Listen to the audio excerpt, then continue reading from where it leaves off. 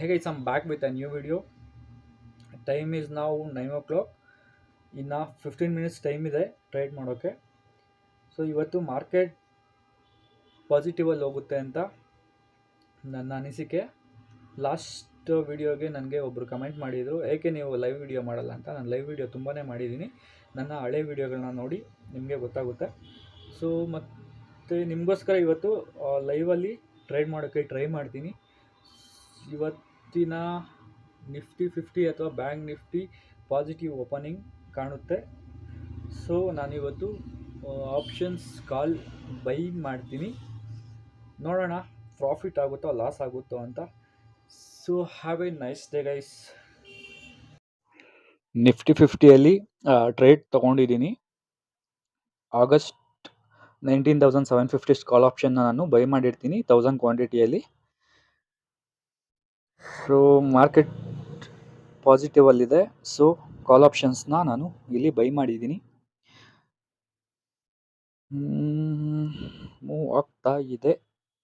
Nifty 50 19,625 sharp move upside ಕೊಡ್ತಾ ಇದೆ.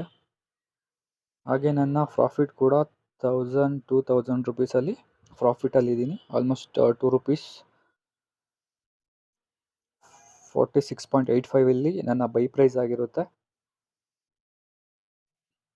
ಈಗ 48 ರುಪೀಸಲ್ಲಿ ಅಂದರೆ 2 ರುಪೀಸ್ ಡಿಫ್ರೆನ್ಸಲ್ಲಿ. ಓಕೆ, ಮಾರ್ಕೆಟ್ ಗುಡ್ ಮೂಮೆಂಟ್ ಕೊಡ್ತಾ ಇದೆ. Almost 6 rupees 7 rupees 6,900 7,000. So market ತುಂಬ ವಾಲೆಟೈಲ್ ಆಗಿರೋದ್ರಿಂದ ಪ್ರಾಫಿಟ್ ಸಹ ಇನ್ಕ್ರೀಸ್ ಆಗ್ತಾ ಇದೆ. ನನ್ನ ಎಕ್ಸಿಟ್ ಪೊಸಿಷನ್ ಇವತ್ತಿನ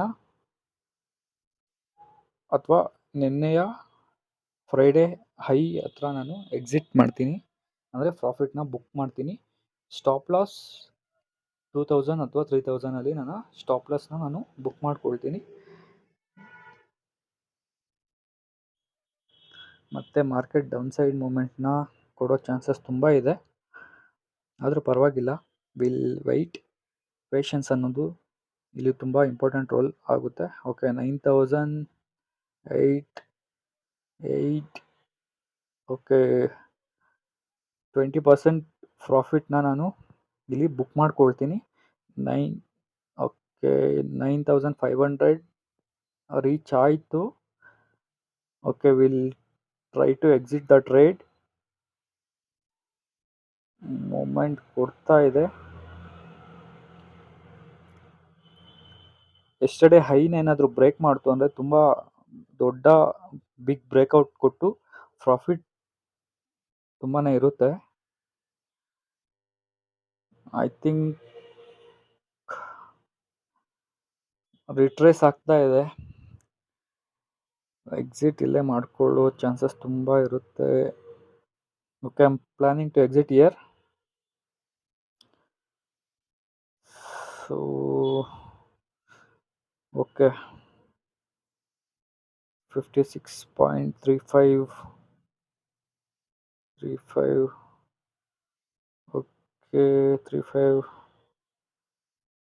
ಮೂಮೆಂಟ್ ತುಂಬಾ ಕಡಿಮೆ ಇದೆ. So I am planning to exit here guys. Okay, thank you very much. I excited. ನನ್ನ ಪ್ರಾಫಿಟ್ 9,400